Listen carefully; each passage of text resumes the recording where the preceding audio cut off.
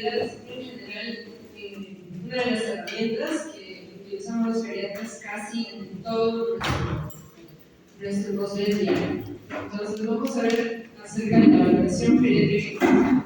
En esta primera clase vamos a aprender qué es la valoración geriátrica, en qué momento se realiza, en qué consta. ¿Ya? Entonces, sí es una de las clases que quizá dentro de todo el curso, claro que todas son importantes, pero es una de las que más deberían llevarse la mayor cantidad de conocimientos acerca de eso.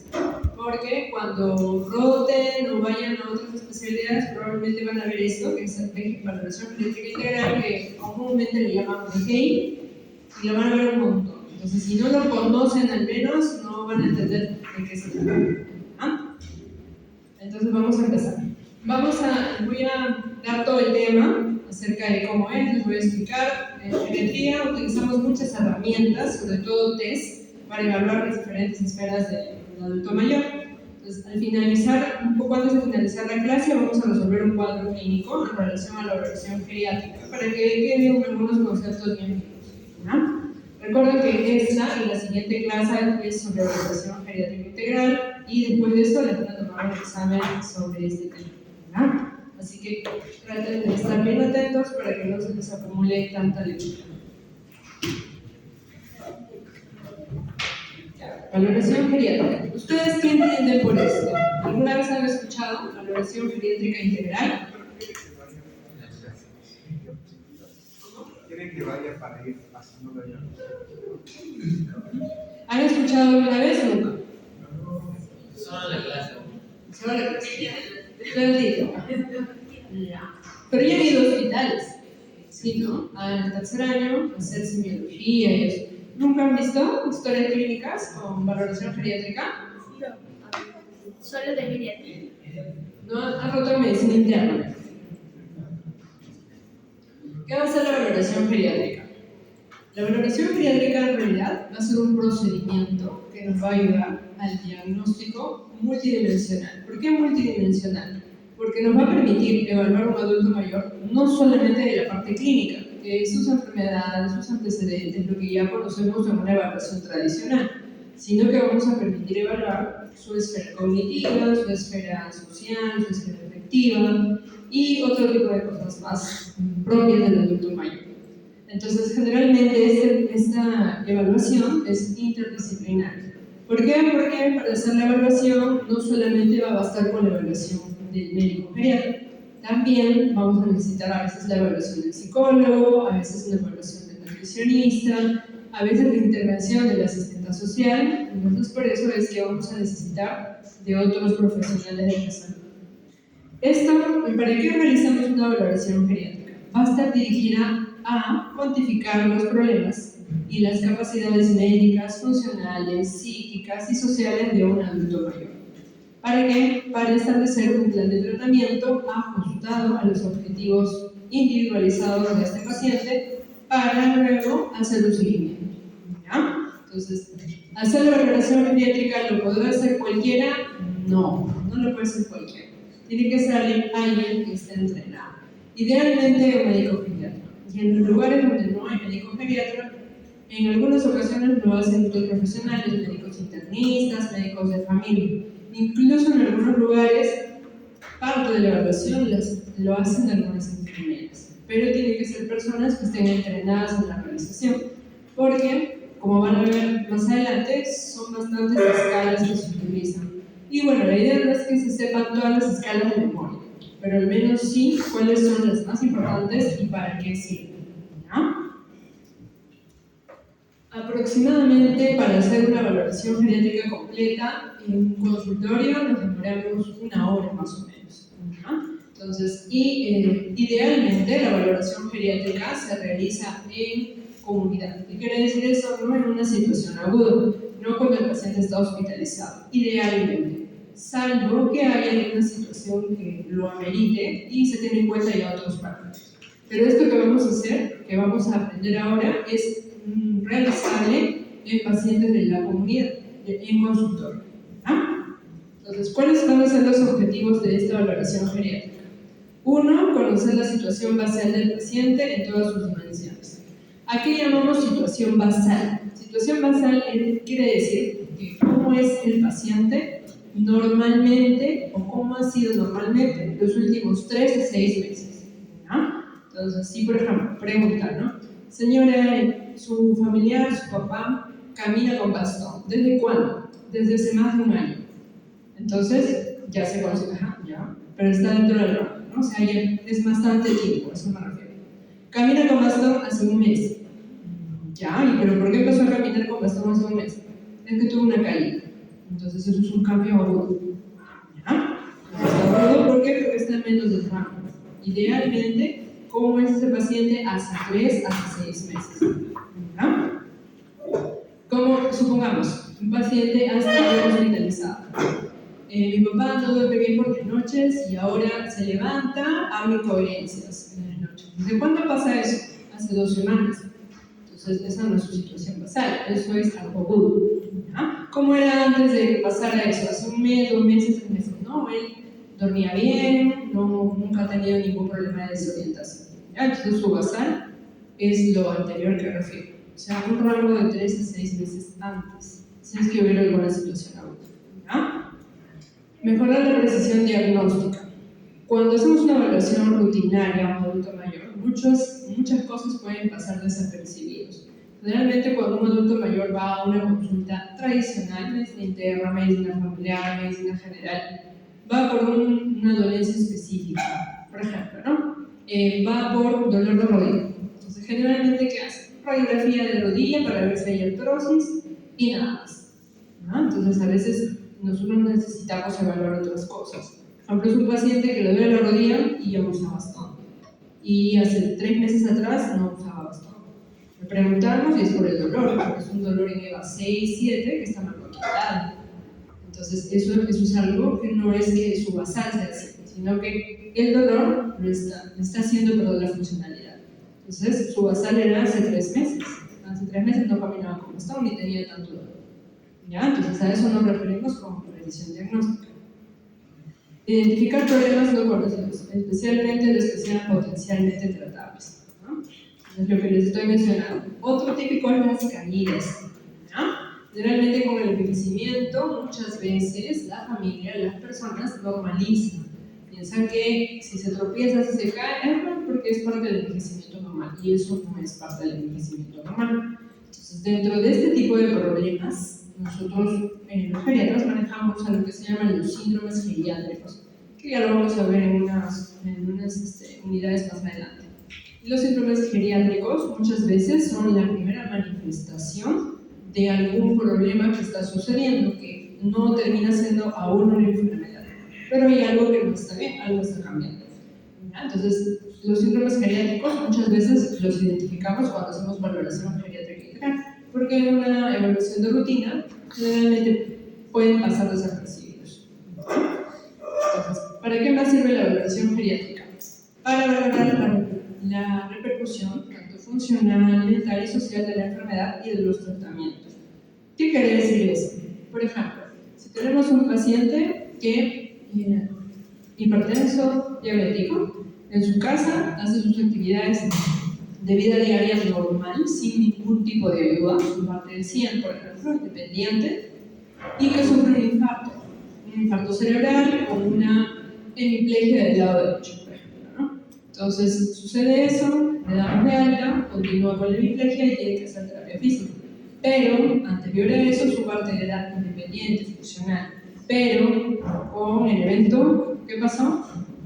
Perdió la funcionalidad. Y ahora, por ejemplo, es un parte 40 o 50, es una dependencia moderada, ¿no? Entonces, nosotros lo que hacemos las geriatras es ver cómo ese estado que ha pasado ahora ha repercutido en su estado de funcionalidad. Si es menos independiente ahora, o si tenía ya una dependencia, cuánto más empeoró esa dependencia. Uno es eso. Lo otro, muchas veces los pacientes hospitalizados pierden masa muscular. Entonces, salen con mayor sarcopenia, con dificultad para caminar. Y si antes hacía sus cosas con supervisión, de repente ahora ya no puede pararse solo, no puede ir al baño solo, no se puede bañar solo. Y sale con una dependencia moderada. Entonces, eso nosotros evaluamos muchísimo. Otro en la escala mental. muchos pacientes, adultos mayores, acuden a emergencia muchas veces por desorientación. Hablan incoherencias, dejan de comer, 3, 4 días, la familia los lleva a emergencia, nunca hicieron fiebre, nunca hicieron dolor, nunca hicieron otros síntomas, neumonía. Le diagnostican neumonía y son hospitalizados. Y este cambio de la desorientación y esto no lo tenían previamente. Entonces se les diagnostica un delirio. Entonces un síndrome confusional agudo. Este síndrome confusional agudo muchas veces es la forma de presentación de la infección. Los ingresamos con esto, mejoran la parte infecciosa, sin embargo el delirio se mantiene. A veces se puede mantener 2 o 3 semanas, 4, un mes, 2 meses, hasta 3 meses. ¿Ya? Y muchos de ellos no recuperan su estado cognitivo previo, ya se quedan como olvidos, con desorientación. Entonces vemos como algo agudo puede haber repercutido en un estado aparentemente normal, basal, para producir el deterioro cognitivo. No tanto producir, sino destaparse o realmente revelarse el deterioro cognitivo que probablemente ya había y que no había sido diagnosticado. ¿No? Y el otro objetivo de la evaluación geriátrica es establecer planes de cuidado y de tratamiento integral, incluyendo todas las medidas no farmacológicas y los hábitos de vida. Entonces, a nosotros los geriatras, para hacer la valoración geriátrica, no solo nos interesa, viene el paciente, le diagnosticamos, por ejemplo, una trombosis venosa profunda, ¿ya? Que necesita anticoagulación, necesita warfarina. Entonces le vamos a poner el tratamiento de warfarina ya perfecto, señor. Se toma media warfarina diaria y luego de aquí a 1 semana, 2 semanas, que sería lo ideal, ¿no? 5 días para ver si está haciendo, cómo va el control del IMA. Damos la prescripción y el siguiente paciente, ya, nada más. Entonces, ¿qué es importante para nosotros? Si es que va a haber adherencia al tratamiento o no. Entonces, eso nosotros lo evaluamos un montón. Y vemos en el paciente, ¿no? Si va a haber riesgo de sangrado, si va a haber algún familiar que va a supervisar esto. Si es un paciente que de por sí ya es frágil, si vamos a aumentar el riesgo de sangrado o no al dar este tratamiento, si es posible que esa persona cumpla una dieta sin verdes, ¿no? Entonces, la warfarina, por ejemplo, es un fármaco que necesita mucho cuidado. La dosis, el vigilar el riesgo de sangrado, la alimentación y la interacción con los otros medicamentos. Entonces, la mayoría de adultos mayores, ustedes creen que va a ser bien fácil que de un día para otro le digas nada de verdes en tus alimentos. Es bien difícil que lo cumplan. Entonces, la mayoría o están en dosis subterapéuticas o, al contrario, están con el INR prolongado. Entonces, para nosotros es muy importante evaluar eso. Entonces, si yo sé que es un paciente que tiene mal soporte social, vive solo de repente, un adulto mayor, que no ve bien, anda con bastón, probablemente se puede caer. Y si se cae, ¿qué va a pasar? Y se toma una warfarina, va a sangrar más. Entonces, todas esas cosas nosotros tenemos que evaluar antes de iniciar un tratamiento. ¿Ya? Y, bueno, vemos también las medidas no farmacológicas. Cuando tenemos pacientes con depresión, por ejemplo, que es un ejemplo claro para que lo entiendan, no solamente se trata de voy a escoger el mejor antidepresivo, el último que ha salido, que dice que la evidencia que tiene mejor resultado, perfecto, lo escogí, escitalopram, ya, que menos efectos secundarios tiene, lo doy y todo. Pero, ¿qué va a pasar si no hay soporte psicológico? Si no hay terapia, no hay beneficio. Entonces, para nosotros es 30-40% el medicamento, 30-40% el soporte familiar y 30-40% el soporte psicológico. Un paciente que puede acceder a la terapia, que puede tomar la medicación, pero no tiene familiar que lo acompañe, que esté pendiente de él, no ayuda en nada al tratamiento. Más aumenta el riesgo de los efectos secundarios. Otro paciente tiene familiar, puede consumir el medicamento, pero no tiene soporte psicológico, no ayuda mucho el tratamiento. Entonces son las 3 cosas de la mano. No se trata solo de dar medicamento porque la guía de práctica clínica lo indica, no solamente basta con eso, hay que evaluar los otros factores que influyen. ¿Ah? Otro objetivo, monitorizar los cambios conseguidos con el plan de tratamiento instaurado, tanto deseado como indeseado. Inicio un medicamento. Un paciente hipertenso, adulto mayor de 80 años, que debuta con hipertensión. Entonces yo le inicio tratamiento con como veo que su presión está más o menos en 160/90, perfecto, le pongo un YECA, losartán, cada 12 horas, y le pongo hidroperotiazida de 12,5, la tableta de 12,5, y le digo, bueno, va a venir a controles, ¿no? Viene al mes con la presión 180/90. ¿Qué es lo que hace? ¿Qué es lo que normalmente hace la mayoría de colegas?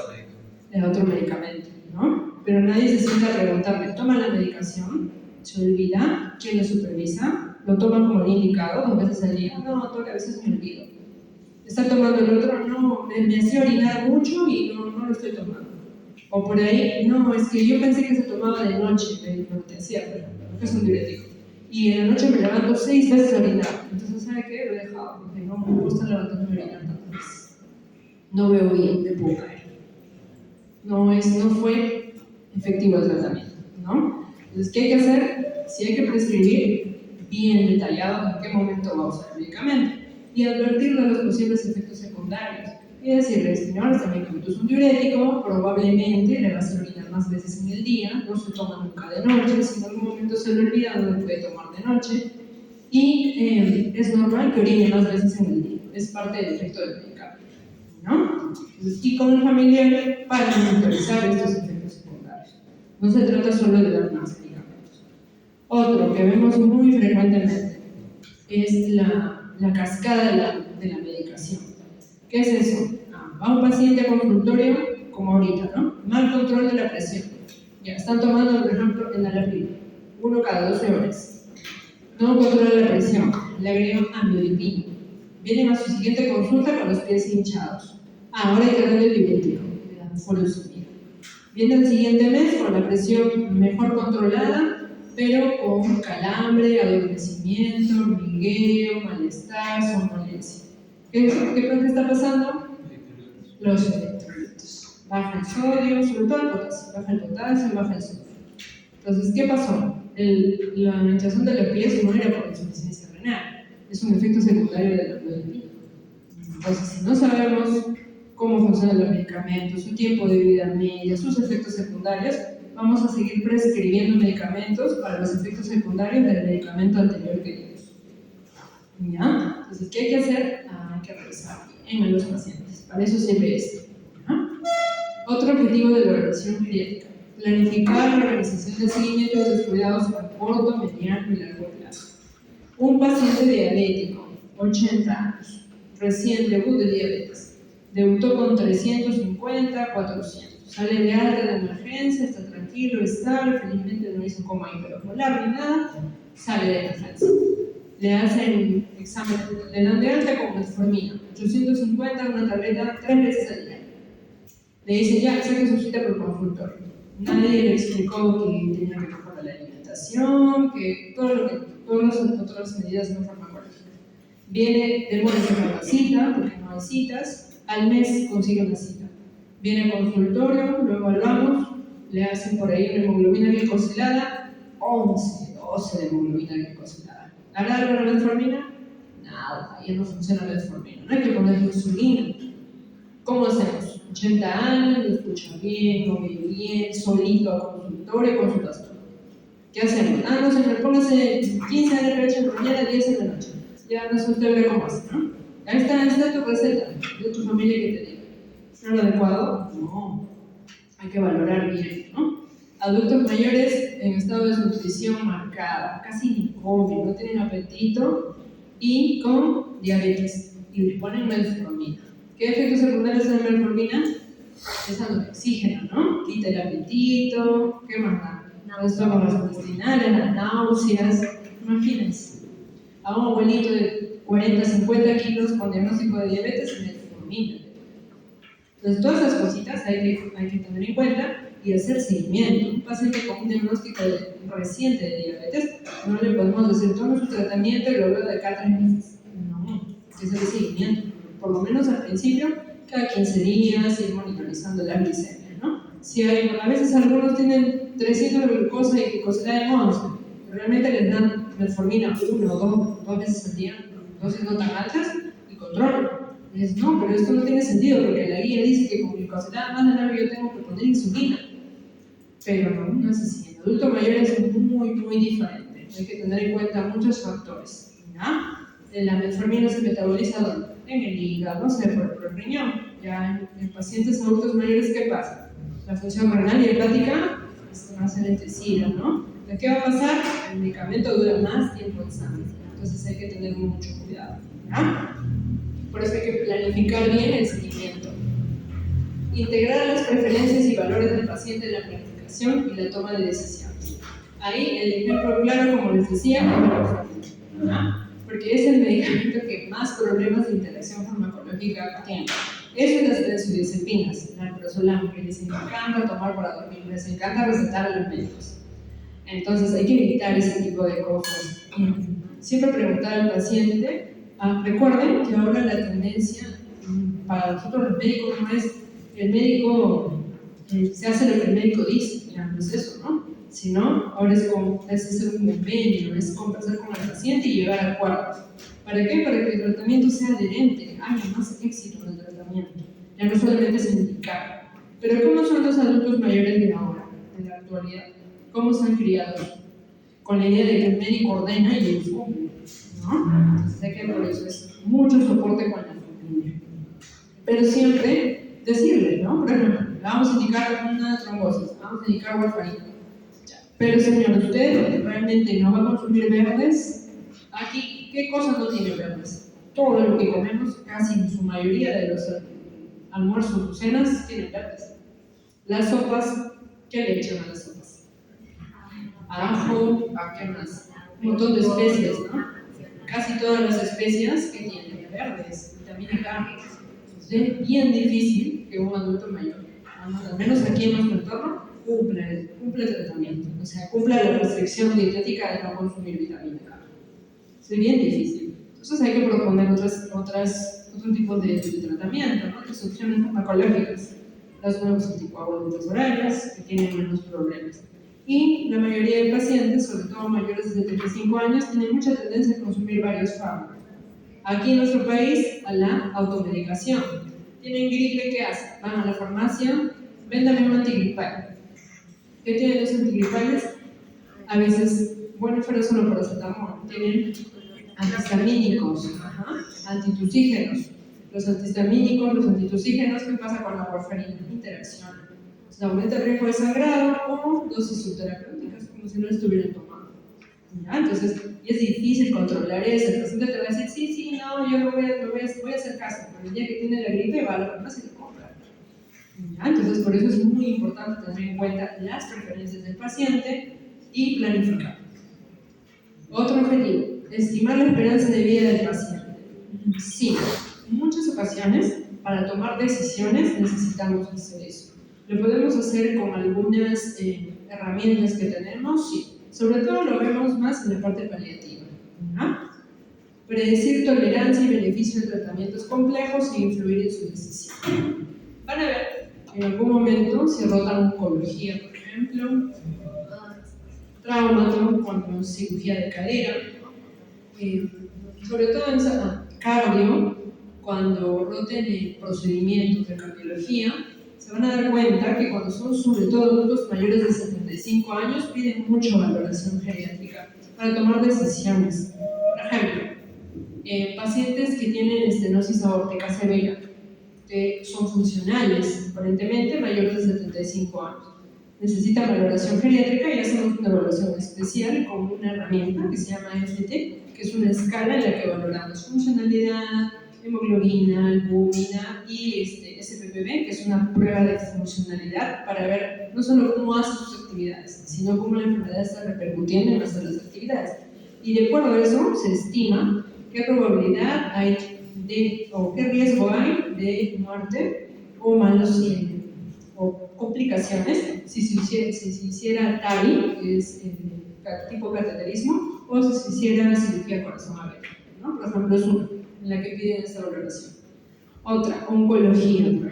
Pacientes que son diagnosticados a más de 70, ahora incluso a más de 70 años lo piden. Leucemias, linfomas, cáncer, tumoraciones que van a requerir alguna cirugía, también piden valoración geriátrica.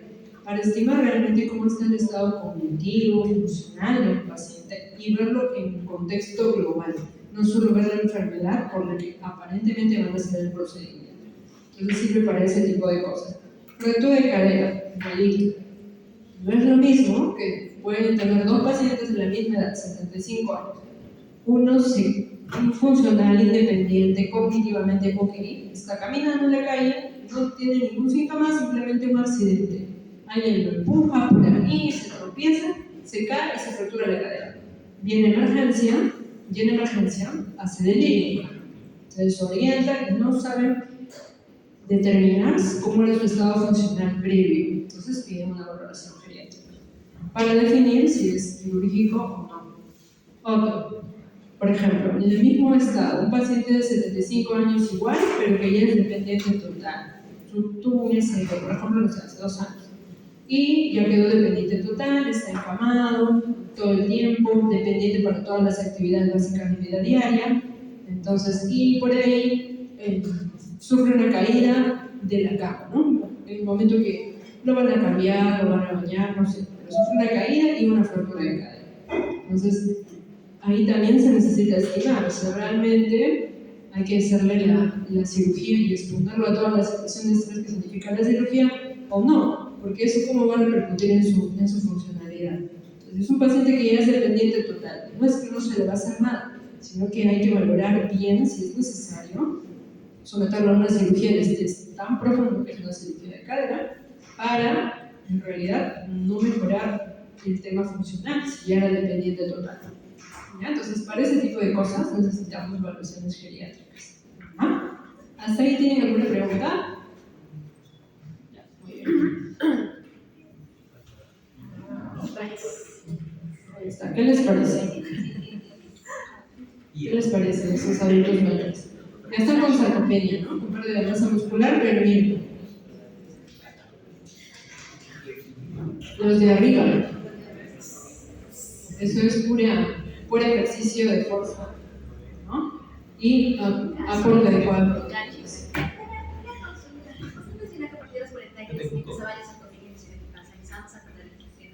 Igual se les recomienda que realicen actividades de fuerza para mejorar la masa muscular. Sí, en realidad. ¿Qué actividades de fuerza podrían realizar? Al igual que. Sí, o sea, vamos a hacer una clase de sarcopenia y ahí les voy a explicar muchísimo más específico. Pero en general, o sea, lo que dice la guía, lo que dicen los estudios que se han realizado sobre sarcopenia, es que sí, uno empieza a tener tendencia a perder la masa muscular a partir de los 40 años. Entonces, ¿qué es la idea? La idea no es esperar a los 70 o 65, que ya uno se siente más débil con menos energía, para recién empezar a ver qué cosa hago. La idea es que desde que tenemos 25 o 30 años debemos ya hacer ejercicios de fuerza, ¿no? Ejercicios de fuerza es con pesas, no hay otra forma, ¿ya? O bandas elásticas también, pero tienen que ser ejercicios, ese tipo de ejercicios son los que se hacen. Ahora, en el adulto mayor se hace otro tipo de ejercicios, sí, no solo se trabaja en la fuerza, también se trabaja en la elasticidad, se trabaja en el equilibrio, y son como otro tipo de ejercicios. Y existe un programa que se llama Baby Frame, es un programa adaptado, es un programa de ejercicios adaptado a los adultos mayores. Entonces, no, es que ya usa bastón, ya no es necesario, no, se adapta. Entonces, ¿qué hacemos? Hacemos una evaluación al adulto mayor con una herramienta que ahí lo vamos a ver más adelante, y con eso estimamos un puntaje. Y con ese puntaje escogemos. El Baby Frame tiene 5 ruedas, desde la A a la E. La A es la más fácil, por así decirlo, y se va haciendo más compleja hasta la E. Entonces, escogemos una rueda según la evaluación que le hacemos al paciente, y esas ruedas tienen ejercicios de elasticidad, de fuerza, de flexibilidad, de equilibrio. ¿No? Entonces, el ejercicio es una indicación, así como ponemos dieta, alta en proteínas, baja en sodio, igualito, el ejercicio también se prescribe. ¿No?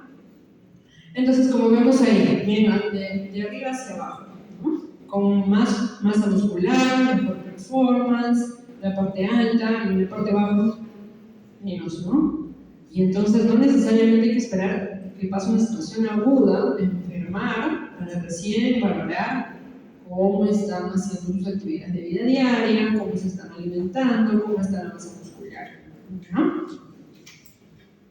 Entonces, esta valoración geriátrica integral va a ser una valoración multidimensional. Esto es como que un resumen del que hemos hablado hasta ahora, en la que no va a bastar solamente hacer la valoración. Ya, me sale que es independiente leve, desnutrición leve, ya está, listo. No. ¿Qué voy a hacer frente a eso? Intervenciones. Entonces, ¿qué intervenciones voy a hacer? Adaptadas al tipo de paciente.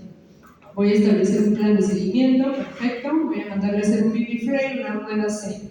Consta de ejercicios mínimo 5 a 7 veces a la semana durante 12 semanas. A las 12 semanas voy a hacer un nuevo control, voy a hacer de nuevo esta prueba que se llama SPPB y voy a reevaluar al paciente. ¿Ha mejorado o no ha mejorado? Entonces, nada es hazlo y ya, no. Es el plan de seguimiento y control periódico para ver cómo han ido los resultados. Y como les he mencionado en todo lo que he explicado hasta ahora, la evaluación no es exclusiva de geriatría. Siempre tiene que ir de la mano de las otras profesiones médicas, ¿no? De salud, nutrición, psicología, servicio social. ¿verdad? Entonces, como ya hemos visto, la valoración geriátrica va a tener dominios. ¿verdad? Entonces, en su prueba puede venir cuáles son los dominios o también puede venir cuáles son las herramientas que se utilizan o las esferas que se valoran. También le llamamos esfera cognitiva, esfera social, ¿ya? Sobre todo usamos más el término de esfera para que no se confunda. Generalmente la prueba suele preguntarles más esfera cognitiva, esfera social, esfera clínica, para que no haya tanto problema, ¿ya? Pero cuando lean, probablemente ahí en su sugerencia de lectura aparece un up-to-date, me parece, y ahí está. Así que no se vayan a confundir. Estos dominios no están mal, pero, por ejemplo, la fragilidad no es que sea un dominio. La fragilidad es un diagnóstico geriátrico luego de realizar una valoración geriátrica. Pero en la lectura está así. Entonces se los digo para que no se confundan. ¿no? Entonces los dominios o esferas básicamente son la biomédica o también llamada clínica, donde evaluamos las enfermedades, los medicamentos, incluso evaluamos también la parte nutricional. En esa esfera están esas tres cosas. La esfera funcional, o también llamado dominio funcional, evaluamos sobre todo la funcionalidad. ¿Qué es eso? Cuán dependiente o independiente es para realizar sus actividades de vida diaria. Entonces ahí ponen discapacidad y dependencia. No evaluamos directamente la discapacidad, porque la discapacidad tiene otra forma de evaluación. ¿no? Y la funcionalidad de la situación física. ¿Qué evaluamos ahí? En ocasiones evaluamos, por ejemplo, la funcionalidad, la posibilidad de hacer actividades de vida diaria con una escala que se llama Bartle, que ya la vamos a ver más adelante. Entonces, pues, esa escala mide solamente si el paciente lo hace o no lo hace, pero no mide la velocidad con que la hace ni la calidad con que hace las cosas. ¿Cómo así? Por ejemplo, le dice, señor, ¿usted se baña solo? Sí, me baño solo. Ya, perfecto, para la escala es 10 puntos. Pero si ustedes le preguntan, ¿y cómo hace? Se entra a la ducha, usted se saca la ropa solo, entra a la ducha solo, se baña solo, se seca solo y luego sale solo. Sí, pero a veces está la hija ahí y está supervisando lo que está haciendo. ¿Cuánto tiempo se demora? 1 hora y media en bañarse, porque lo hace dentro. O a veces les ponen una silla, una ducha, y se sientan y se bañan. Se bañan solo, pero no es lo mismo bañarse en 20 minutos sin sentarse en una silla que sentándose en una silla. O sí, no es lo mismo, ¿no? Entonces, esas escalas a veces no miden la calidad y el tiempo en el que el paciente realiza la actividad. Entonces, para valorar eso, evaluamos la situación física. Y eso lo hacemos con otras pruebas en las que medimos la velocidad de realizar alguna actividad. Como ya vamos a ver más adelante. ¿Ya? Ahí fragilidad no es un dominio, es un diagnóstico. En la esfera mental evaluamos 3 cosas: si hay presencia de delirio o no. Número 1, ¿eso por qué? Porque si hay delirio no vamos a poder evaluar ni el estado afectivo ni el estado cognitivo en ese momento. Delirio es una situación aguda, ¿no? Que normalmente en un paciente en la comunidad obviamente no lo vamos a ver, raras veces se puede ver. Estado afectivo y evaluamos la presencia de ansiedad o depresión, sobre todo el tema de la depresión. Y lo evaluamos con unas escalas. Y deterioro cognitivo igual lo valoramos con unas escalas. Ahí dicen cribado, diagnóstico, severidad. Ya. Entonces, ¿por qué? No se puede aplicar una evaluación neurocognitiva, que sería lo ideal, o neuropsicológica, en una consulta. Generalmente lo derivamos eso para que lo haga un psicólogo neurocognitivo, que son los especializados en hacer todas las pruebas que se necesitan para medir todos los campos cerebrales necesarios. Entonces, nosotros normalmente, ¿qué hacemos en esta valoración geriátrica? Hacemos escalas de screening para valorar si es que existe riesgo de deterioro cognitivo o no. Hay algunas herramientas que sí nos sirven para diagnosticar deterioro cognitivo leve, que ya lo vamos a ver más adelante. ¿Ya? Y la esfera social, es así, es una esfera. Ahí evaluamos el riesgo social, el estado socioeconómico del paciente, su entorno, los domicilios de barreras arquitectónicas y si hay sobrecarga de cuidado. ¿Ya? Esos son los dominios entonces. Clínico. Esta es la tablita que ustedes se tienen que aprender y sí, tenerlo bastante en cuenta. Esto que aparece en su autodeck que van a ver, no, fragilidad no es. ¿No? Esta es la tablita que tienen que, sobre todo, sin olvidarla. Probablemente, me parece que en la segunda parte del semestre van a los hospitales. Me parece que van a ir a unidades geriátricas agudas de repente y van a ver ahí harto un montón de valoración genética para un montón de situaciones. Entonces, ahí mínimo tienen que saber esto. ¿Bueno? Que tiene en la valoración geriátrica que vamos a ver, esfera clínica, esfera funcional, esfera social y esfera mental. Por ahí, en algunos lugares nos pueden decir, no, pero ahora también ya esfera nutricional es otro. En algunos lo consideran así, pero normalmente está incluida dentro de la parte clínica. ¿No? Entonces, como vemos ahí, dice test de cribado, escalas de herramientas utilizadas para la valoración geriátrica. En la valoración clínica, que es la parte rosada, como ven, dice nutricional. Ahí utilizamos el MNASF, que es el Nutritional Assessment Short Form, que es la forma reducida de la escala. La escala normal tiene 30 preguntas, pero esa es la alargada. La que normalmente usamos es la corta, que tiene algunas preguntas, y con eso definimos quién necesita una escala ampliada o no es necesaria.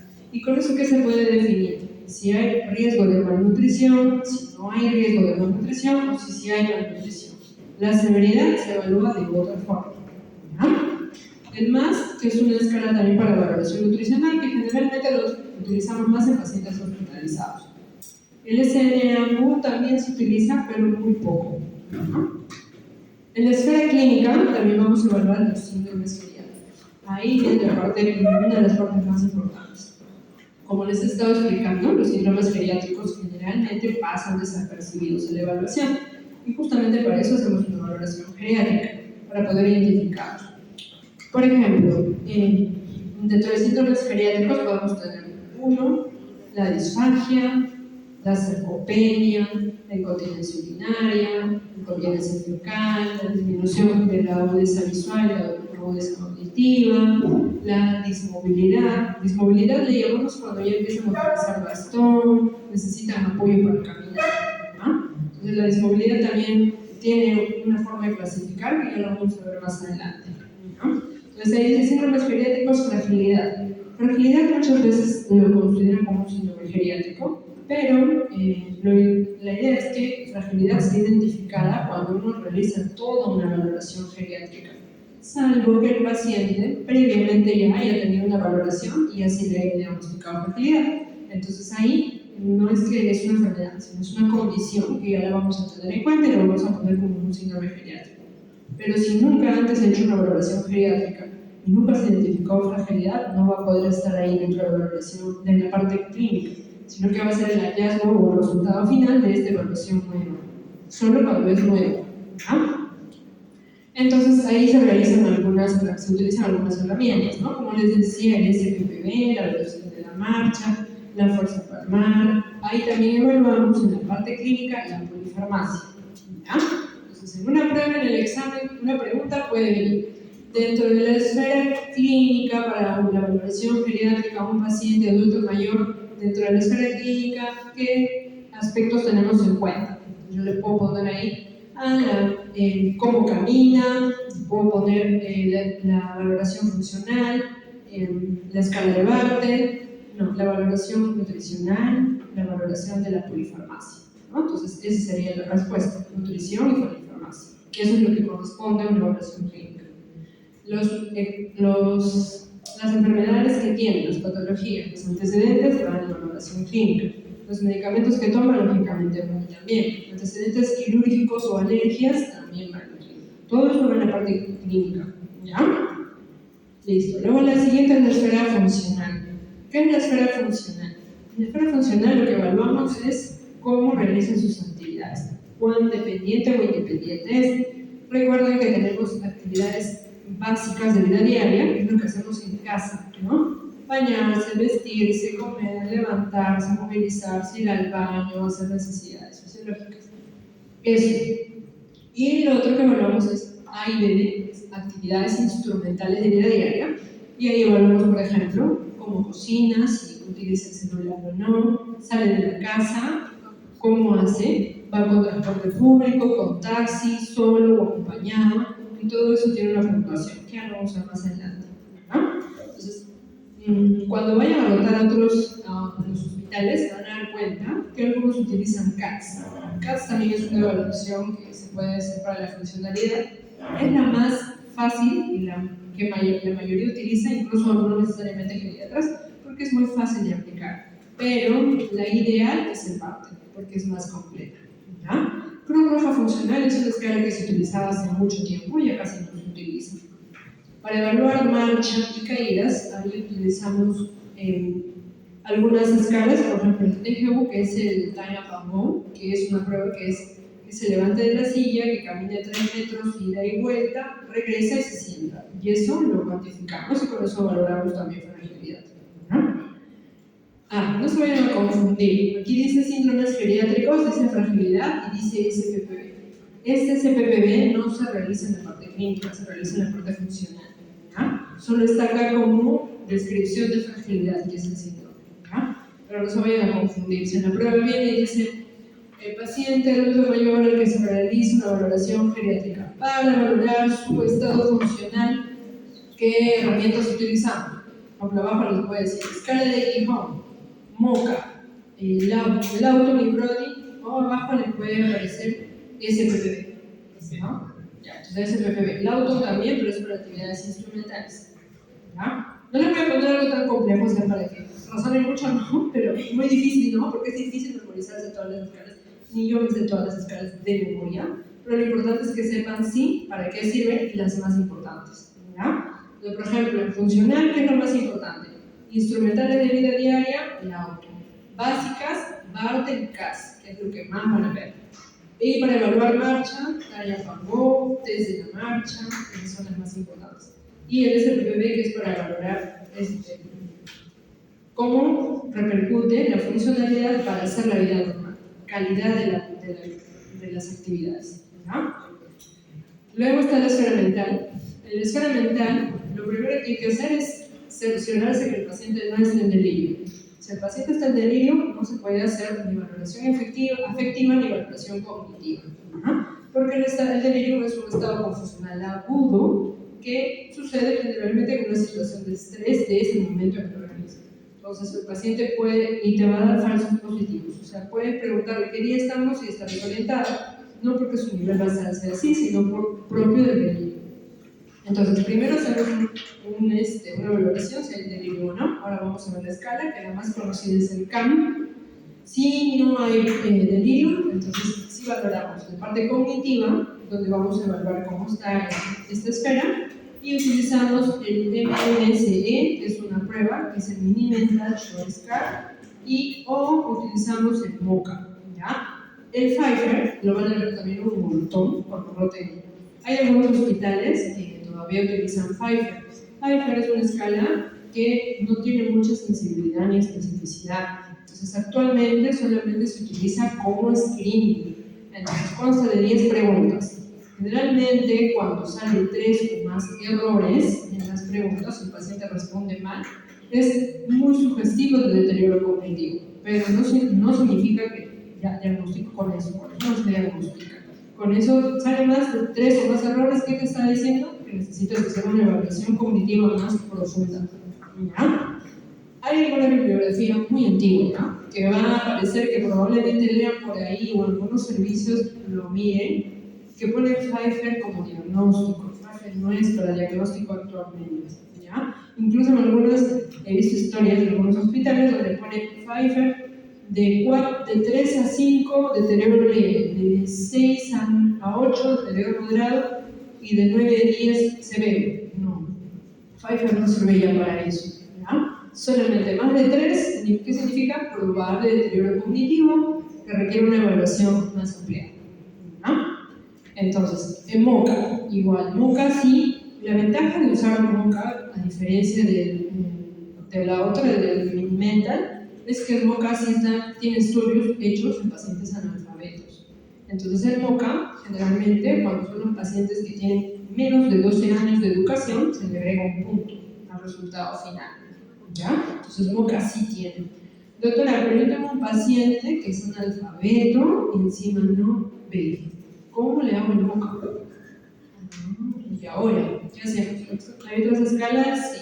Por ejemplo, hay una escala que se llama ISAC, que es una escala que sirve para evaluar también la escala mental, pero es solamente hablada, no es necesario, o sea, tener la vista ok, ¿no? Ahí van a ver la escala más adelante para que se den cuenta a qué me refiero. Ya, cuando vamos a evaluar esfera social, entonces ahí hay varias escalas también que van a ver de 20, 30 preguntas amplias, pero la que más utilizamos es la escala de Gijón. Esa escala está adaptada en Perú y tiene estudios, sí. La Universidad Cayetano Heredia es una adaptación de esa escala al entorno peruano y es una escala aceptada y la utilizamos los clientes. ¿Ya? Pero bueno, entonces, resumen: evaluación clínica, evaluamos nutrición, enfermedades, síndromes geriátricos, polifarmacia. Funcional, actividades instrumentales, actividades básicas y cómo hacen las actividades, calidad de la actividad, ¿no? ¿Ya? Social, escala de Gijón, y mental, primero es el delirio o no, y luego es esfera cognitiva y esfera afectiva. La esfera afectiva, me olvidé de explicarles eso.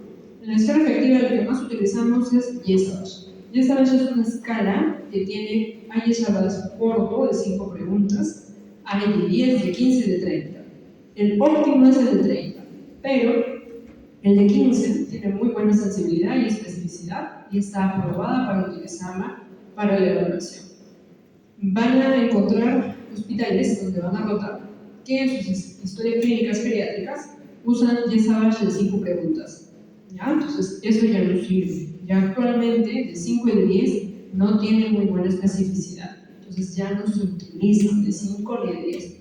Puede que en algunos lugares lo utilicen para screening. ¿Qué quiere decir eso? Que preguntan al paciente rápidamente si tiene más de 3 puntos, le tienen que dar un Yesavage ampliado, mínimo de 15. Para eso puede servir, pero para diagnosticar depresión ya no sirve. No sirve. ¿Ya? ¿Cómo? ¿Qué es eso? ¿Cómo diagnostico depresión en un paciente con demencia, por ejemplo? Entonces, o un paciente que no habla, tiene un cáncer de esófago, no habla.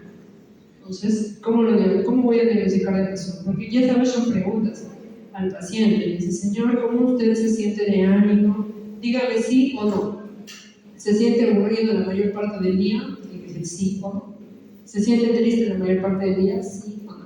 Preguntas así son, ya sabes. Si el paciente no habla o tiene demencia, ¿cómo le responder? No hay forma, ¿no? Entonces, ahí se hace escala de Cornell. Escala de Cornell es una escala que el familiar nos reporta algunas preguntas que nosotros le hacemos, pero al familiar, no al paciente. ¿Ya? Entonces, por eso hablamos de depresión, por ejemplo, las demencias. Y Hamilton es una escala que se utiliza muchísimo para valorar ansiedad. ¿Ya? Entonces, por ahí en la prueba les puede venir. ¿Qué herramienta utilizamos para evaluación funcional, afectiva en un paciente adulto mayor? ¿Cuál es la escala que más se utiliza? Yesavage. ¿Ya? Entonces ahora vamos a ver cada esfera.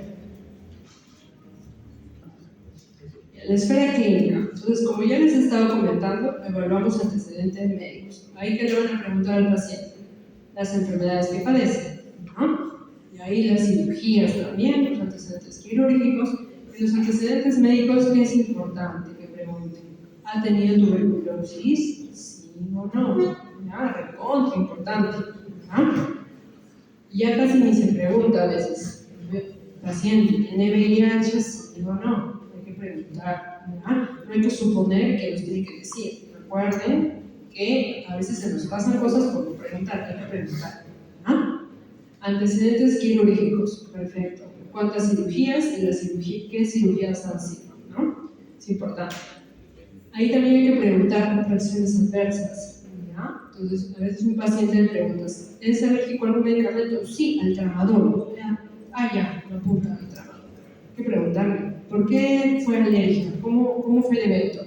No, es que lo tomé y me dio náuseas. Eso no es alergia, eso es un efecto secundario del medicamento esperado, ¿no? Entonces no podemos, a veces dejamos de usar un fármaco porque nos reportan alergia y cuando ampliamos la evaluación no es una alergia, es un efecto secundario del medicamento. O sea, hay que preguntar bien, ¿verdad?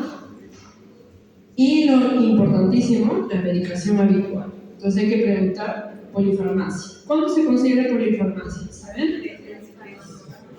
De 3 a más, ¿no? Muy bien. Ese es el último consenso de la Organización Mundial de la Salud. De 3 a más medicamentos. La adherencia. ¿Cómo se evalúa la adherencia? ¿Saben evaluar la adherencia? Le pregunta nomás al paciente, toma o no, lo apunta, ¿qué dice? ¿Se evalúa o no se evalúa la adherencia? ¿Se han enseñado a evaluar la adherencia? Se utiliza también en escala, se llama Morinski-Green. ¿Ah? Es 3 preguntas, nada más al paciente. Y con eso ven si es adherente o no es adherente. Morinski-Green sí deberían saberlo, ¿ah? Porque no les va a servir solamente para la geriatría, les va a servir para todas sus prescripciones que hagan con los pacientes. ¿Ya? Entonces, nosotros en geriatría manejamos un término que no sé si ustedes lo habrán escuchado, se llama de prescribir. ¿Alguna vez han escuchado eso? La de prescribir.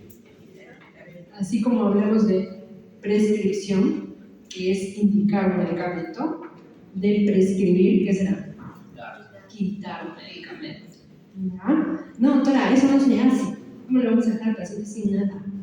Sí se hace. ¿Ya? ¿Cómo lo hacemos? Hacemos una evaluación también de eso. De que si el medicamento es necesario que siga utilizándose si cumple un objetivo o no. Y eso lo vamos a ver más adelante y les voy a explicar. Y esto que he traído aquí, que es la cascada de la prescripción. Eso es algo a lo que hay que hacerle un montón de énfasis. Y es algo que hay que no solo preguntar sobre el paciente, sino que hay que averiguarlo en la historia clínica, que hay que tenerlo en cuenta. Mira, ahí hay 3 ejemplos típicos de los que vemos en consultorio de los adultos mayores. Hipertensión, sueño y dolor. Hipertensión, como les explicaba, ¿no? Empiezan a tomar amlodipino. Efecto secundario del amlodipino, hinchazón de las piernas, edemas y estreñimiento. El paciente, como se está hinchando y viene con hinchazón de las piernas, diurético. Quedamos furosemida. Estreñimiento, saca cita para gastro. Va a gastro, le hacen los exámenes. No, dicen que es un estreñimiento funcional. Laxante, le dan lactulosa y sacodina. ¿Qué pasa con la furosemida? Trastorno de incontinencia urinaria, ¿no? Entonces, ¿qué pasa al paciente? El pobre señor que por sí tiene una hiperplasia prostática de grado 2, 3, en la noche 10 veces al baño por la furosemida, ¿no? Entonces, incontinencia, empieza a haber incontinencia. Laxante, empiezan a haber problemas de efectos secundarios de los laxantes. ¿Qué damos? Anticolinérgicos. ¿Qué pensamos que está pasando? El paciente se deshidrata. ¿Y qué pensamos? Empieza a desorientar, baja el sodio. ¿Qué pensamos? Tiene un trastorno psiquiátrico, ¿no? Está ahí psicótico. ¿Qué hacemos? Todo el medicamento más. ¿Qué pasó dimos aloperidol, que estaba psicótico? Aloperidol intramuscular en gota. ¿Qué pasa con el paciente? ¿Cuál es el principal efecto secundario del aloperidol? Efectos extrapiramidales. Muy bien. Síntomas extrapiramidales. ¿Cuál principalmente? Temblor, ¿no? Exacto. Da parkinsonismo, da temblor. Ya, empiezan a tener problemas de temblor. ¿Qué pasa? Caídas. ¿Ya? ¿Qué hacemos? Caída. Debe estar en la sarcopenia, baja muscular, y lo que dice lo que dicen a todos los pacientes cuando van a una clínica particular, debe estar con osteoporosis. ¿Qué hacen? Calcio y vitamina D, sin una evaluación adecuada. Y al final el pobre paciente que solamente inició tratamiento para la hipertensión, y empezó con sus edemas, miren con cuántos medicamentos terminó, como con 6 más. Y tratando ¿qué? Efectos secundarios del fármaco previo. ¿Ya? Esto es bien frecuente en los adultos mayores y lo van a ver en un montón. Para el sueño, igual, tienen problemas para dormir. ¿Qué es lo primero y más fácil que hace todo el mundo? Alprazolam, clonazepam, lorazepam, bromazepam, todos los panes. ¿Qué pasa con los adultos mayores? ¿Qué empieza a pasar? Al día siguiente están desorientados, somnolientos, dificultad para caminar. ¿Qué les dicen? De repente están perdiendo la memoria, deterioro cognitivo. Va a una evaluación o otro medicamento más, ¿no? Si por ahí tiene una caída o por ahí hierro de gluten igual, porque también produce disfagia, parkinsonismo, otro medicamento más. Y así la escala, toda la cascada de medicación. Dolor, eso es recontra frecuente. ¿Qué es lo que da todo el mundo para el dolor?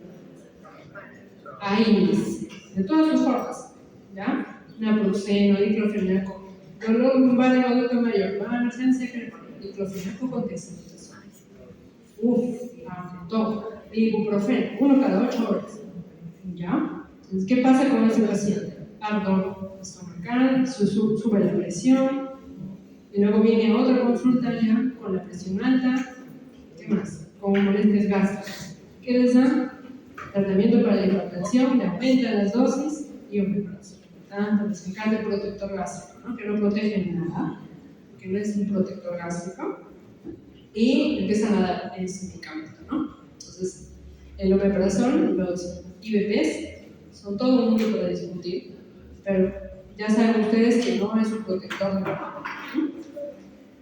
Entonces, ¿qué pasa con los pacientes? Finalmente, no toman el omeprazol o por ahí ya pasó algo iluminado y le dijo que no lo tome, hemorragia digestiva, ¿no? Por consumo prolongado de antiinflamatorios. ¿Y qué es lo típico? Van a un consultorio y les dicen naproxeno, van al otro y les dicen, no, le voy a recetar uno mejor, celecoxib. No, le voy a recetar uno más potente, etoricoxib, de 120, ¿no? Y con eso están los pacientes. Y hemorragia digestiva. Vienen con melena, con anateles de emergencia. ¿Por qué? Por fármacos. ¿Ya? Lo otro para manejar dolor, opioides. ¿Qué es lo que más utiliza opioides en el Perú? Tramadol. ¿Ya? ¿Qué produce tramadol? Estreñimiento en el adulto mayor, sobre todo. En general produce estreñimiento, pero en los adultos mayores produce bastante estreñimiento. Y es un efecto secundario que no pasa a pesar de estarlo tomando de forma prolongada. Es un efecto secundario que se va a mantener siempre. Y lo otro que produce el tramadol es confusión, desorientación. Entonces el pobre paciente con dolor está tomando su tramadol una semana y empieza con estreñimiento o emergencia laxante. ¿Y qué pasa con el laxante? Lo toma muy frecuente, empieza a hacer diarrea, incontinencia fecal. ¿Ya? Entonces hay que tener mucho cuidado con los medicamentos. Siempre hay que averiguar que el síntoma nuevo que se está presentando no es efecto secundario de algún fármaco recién añadido. Al menos en los adultos mayores siempre hacemos esa evaluación. Si hay un síntoma nuevo, le preguntamos, ¿agregó algún medicamento? No, ninguno. Pero más o menos por el síntoma sabemos qué medicamentos son los que frecuentemente producen ese efecto secundario y a veces hay que preguntarle directamente. ¿Ha tomado tal o tal o tal o tal? Ah, sí, hace una semana tomé esto. Entonces probablemente sea esa la causa. ¿Ya? Entonces, importantísimo evaluar polifarmacia y si hay evidencia de cascada de prescripción y efectos secundarios de medicamentos. Entonces, justamente para evaluar este tema de la prescripción, que quizá para ustedes es un término nuevo, pero que ya no es tan nuevo, tiene estudios hace muchísimos años, más o menos unos 5 a 10 años, y para eso existen algunas formas de evaluar. Entonces hay dos herramientas que son bien conocidas. Uno es el Start-Stop y otros los criterios de Beers. Los criterios de Beers son una evaluación que fue creada en Estados Unidos, es americana. El Start-Stop es europeo. Que utilizamos más cualquiera de los dos, pero el más fácil, el más amigable es el Start-Stop. Entonces, este Start-Stop es todo una guía para que una persona que quiere evaluar polifarmacia en un adulto mayor pueda definir qué medicamentos empezar y qué medicamentos stop parar. ¿Ya? Entonces, esto es una herramienta que utilizamos generalmente para prescribir. Es todo un compendio está dividido por aparatos. Por ejemplo, gastrointestinal está ahí el gastroomeprazol. Cuándo prescribir y cuándo prescribir. Entonces, eso, algunos de los más frecuentes, generalmente yo no sé de memoria ya, por lo que veo bastantes pacientes con este tipo de problemas. Pero para ustedes la finalidad no es que se aprendan todo, estar esto de memoria, no. El objetivo para ustedes es que sepan que evaluamos polifarmacia, que existe algo que se llama de prescripción y que esta herramienta está de stock, no sirve mucho para eso. Ya. Otra cosa que vamos a evaluar en la escala clínica es los síndromes geriátricos, ¿no? Y como les estaba explicando, pues los síndromes geriátricos van a ser una presentación atípica de muchas enfermedades. El más frecuente, que más se presenta, más vemos en emergencia o en pacientes hospitalizados, delirio. Paciente hace una semana, 10 días, en la noche se levanta y pide su desayuno de nuevo, quiere salir, se desviste en la cama solo a medianoche, empieza a llamar a otras personas de noche, cosa que nunca había hecho, ¿no? Y en el día, ¿qué tal está, no? El día está normal, le pregunta su nombre, lo sabe, reconoce a las personas, sabe dónde estamos. Entonces el delirio se caracteriza por ser así, agudo, fluctuante, en momentos de orientación, momentos de desorientación. Ese es uno. Otro síndrome geriátrico para nosotros importante, las caídas. Las caídas también es una forma de presentación. Hay adultos mayores, por ejemplo, que hacen estenosis aórtica severa, y generalmente estenosis aórtica severa, ¿cuál es su principal forma de manifestación? Los síncopes. Hay adultos mayores que no hacen síncope, simplemente tienen ni siquiera lipotíosis, están caminando, sienten inestabilidad y caída, y no terminan perdiendo conocimiento ni desmayándose. Por ejemplo, caída en un adulto mayor, nosotros le echamos mucho ojo al corazón, el tema de la estenosis. Después, otro síndrome geriátrico frecuente, la disfagia. Entonces, ¿qué ocurre? La sarcopenia, como les había estado explicando en la clase, no sé si alguien me recuerda la clase anterior, creo que sí, en cambios fisiológicos del esófago, por ejemplo, la disfagia sarcopénica, no es tampoco tan rara de ver. En pacientes que tienen desnutrición severa, marcada baja de peso, tienden a hacer disfagia sarcopénica. ¿Por qué? Porque hay disfunción del músculo del esófago. Entonces, ¿qué pasa con los pacientes? Empiezan a atorar, yerba de gluten igual, toman agua, se atoran, comen algún sólido, el arroz generalmente, una papa, algo muy seco, trozos muy grandes, y ¿qué pasa? Se inspiran, tienen microaspiraciones. Entonces hay que evaluar eso también. Nosotros en nuestra clínica evaluamos síndromes geriátricos.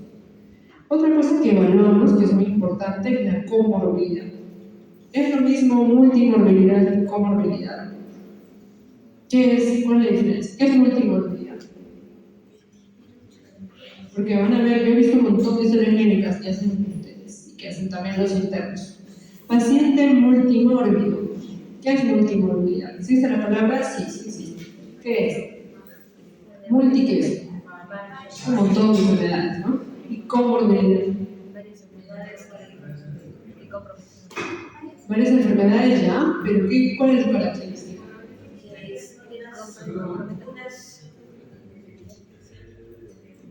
Por ejemplo, a ver, será lo mismo un paciente que les dice,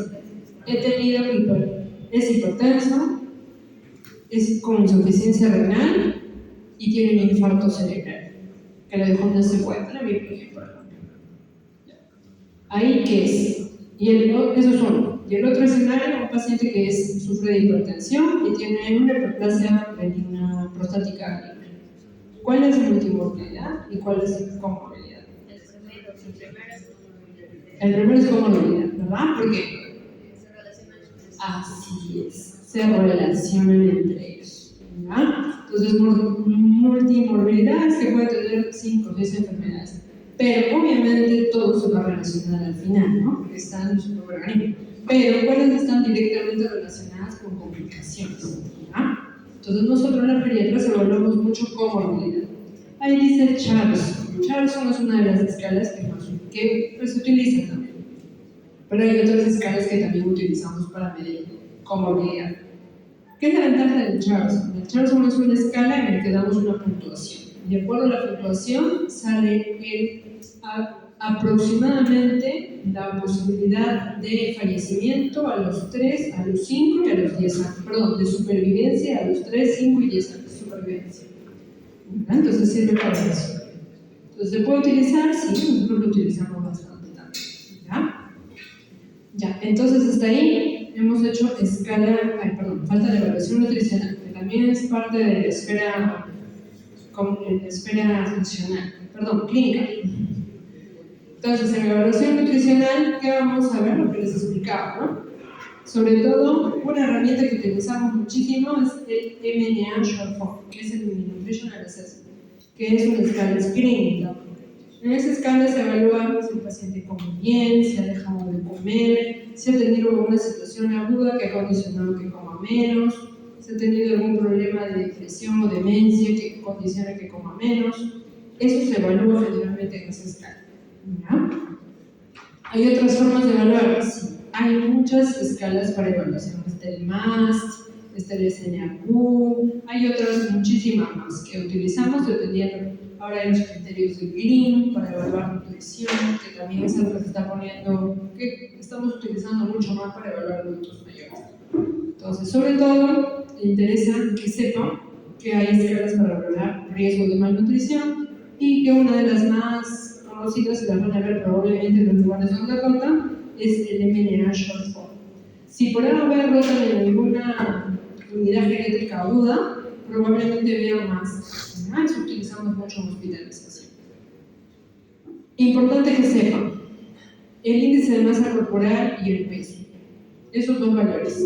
¿Siguen teniendo peso actual para una evaluación nutricional en general o ya no se utilizan mucho? ¿Qué han escuchado? ¿Qué han leído? No solo los adultos mayores, adultos mayores más todavía, pero en general. ¿Qué dicen las nuevas tendencias sobre evaluación nutricional? El peso, el índice de masa corporal, ya están entrando en desuso para hacer valoración nutricional, ¿no? Se está utilizando ya más para evaluar escalas poblacionales o valoraciones poblacionales, o sea, a gran escala, grupos grandes, pero ya no como marcador de nutrición individual. Entonces, no es lo mismo dos personas que pesan 70 kilos, una con 40% de masa muscular y 20% de grasa, y la otra con 10% de masa muscular y 30% de grasa, ¿no? Entonces puede pesar 70 y verse físicamente muy parecido, pero no es lo mismo, ¿ya? Entonces, ¿quién es más saludable? El que tiene más masa muscular. Entonces, igual, pacientes o personas que son delgadas físicamente, no es saludable. Entonces, la delgadez ya no es signo de estar saludable. ¿Ya? Y así como hay personas que están en sobrepeso y colesterol normal, glucosa normal, índice de masa corporal, sobrepeso y todos los demás valores metabólicos normales. ¿Qué dicen? No, se están confundiendo, no se valora así. No, es que ya eso está cambiando. ¿Ya? Índice de masa corporal ya no es un valor que es exclusivo para la valoración nutricional. Y en los adultos mayores, mucho más. Nosotros evaluamos sarcopenia de otras maneras, con fuerza muscular más que con peso. ¿Ya? Hay que valorar también en los pacientes síntomas que están interfiriendo con la ingesta, ¿no? Por ejemplo, lo que les explicaba de la metformina. Cuando empiezan a tomar, tienen muchas dispepsias. Entonces, eso puede producir que no estén comiendo bien. Entonces, hay que averiguar. No estoy comiendo menos, pero porque miro su lista de medicamentos, metformina. Entonces, probablemente una causa. ¿Ya?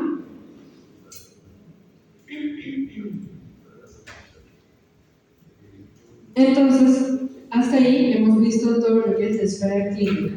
¿Ya? Entonces, haciendo recordar la evaluación en la esfera clínica, evaluamos nutrición, comorbilidad, síndromes geriátricos, polifarmacia, prescripción de medicamentos y los antecedentes. ¿Ya? Ya. Entonces, parte de esta valoración geriátrica también va a ser evaluar la situación funcional.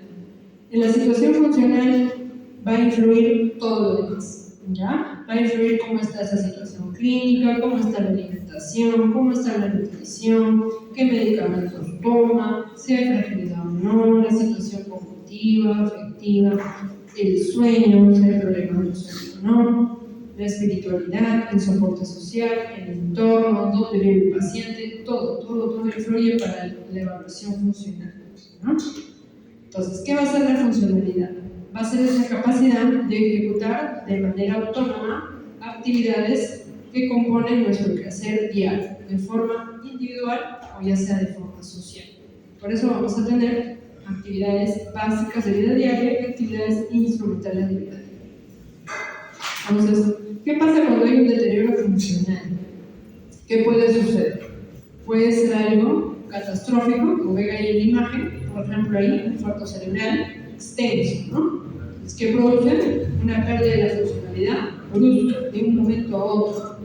Y en el otro, por ejemplo, una radiografía con desviación o malformación de las articulaciones interfalángicas, un paciente con artritis o una artrosis. Entonces, eso es más progresivo. Va a perder funcionalidad progresivamente conforme la enfermedad progresa, ¿no? Entonces, entender que estos mecanismos pueden haber ocasionado la dependencia en el tiempo y algunos pueden ser reversibles y otros no. Por ejemplo, un paciente que hace un infarto agudo por corriente cerebral. Entonces, está hospitalizado, es dado de alta y hace terapia física. Y si ingresó con ocasionado por el infarto de un parte del 40, con una dependencia severa, hace terapia física, recupera funcionalidad, va a un parte del 80, una dependencia severa, ¿no? Entonces, sí puede ser reversible, dependiendo de la patología y el tratamiento, ¿no? Entonces, aquí en las imágenes van a ver las actividades básicas de vida diaria, como están ahí los dibujitos: lavarse la cara, ir al baño, sentarse o pararse de la silla. Por ejemplo, en el Bartel hay una pregunta que dice: usted para sentarse, para ir de su cama al sofá, o del sofá a su cama, ¿necesita ayuda o puede hacerlo solo? Necesito ayuda. Ya, eso tiene una población. No lo puedo hacer, también tiene otra población, ¿no? Subir las escaleras, también. Esto es básicas. Instrumentales, como está ahí, ¿no? Si él mismo puede tomar sus medicamentos o necesita ayuda, que le coloquen los medicamentos para que lo tome. Si puede cocinar, si puede limpiar. Por ejemplo, una de las preguntas del auto me hace relación a si limpia solo, que limpia, hace esfuerzos grandes o pequeños, si usa el teléfono. Actividades avanzadas de la vida diaria.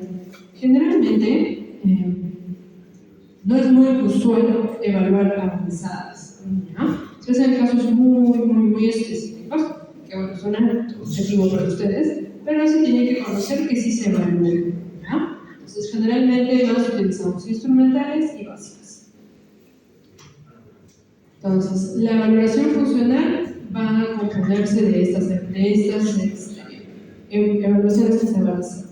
Las básicas, que las vamos a hacer con las escalas que están al lado: Bartel, GAS o Cruz Roja, ¿no? Les estoy poniendo ahí las que más se usan porque, como van a ir a hospitales, probablemente en algunos van a encontrar todavía Cruz Roja. Entonces, para que no digan, no me enseñaron, no sé. No, ya ustedes saben que existe, que ya no se usa, está en desuso, pero en algunos lugares ahora la aplican. CAS es fácil, por eso en la mayoría de lugares no pasa. Pero Bartel es la ideal, es un poco más extensa, pero es la ideal, ¿no? Instrumentales de vida diaria, está el auto, lo único que se utiliza. Valoración de la marcha y del rendimiento físico. Esa es una evaluación muy importante, es que les decía. Puede que con el Bartel le salga a 100, hace todo solo, independiente, pero vamos a ver el performance, la velocidad con la que hace la actividad, la calidad con la que hace la actividad. Y ahí evaluamos ya marcha y rendimiento físico. Una de las escalas que más utilizamos, ya sea en oncológicos, en cardíacos, en pacientes prequirúrgicos, es el SPPB, que son sus siglas en inglés, ¿no? Que lo que mide es eso, el performance y el rendimiento físico, ¿no?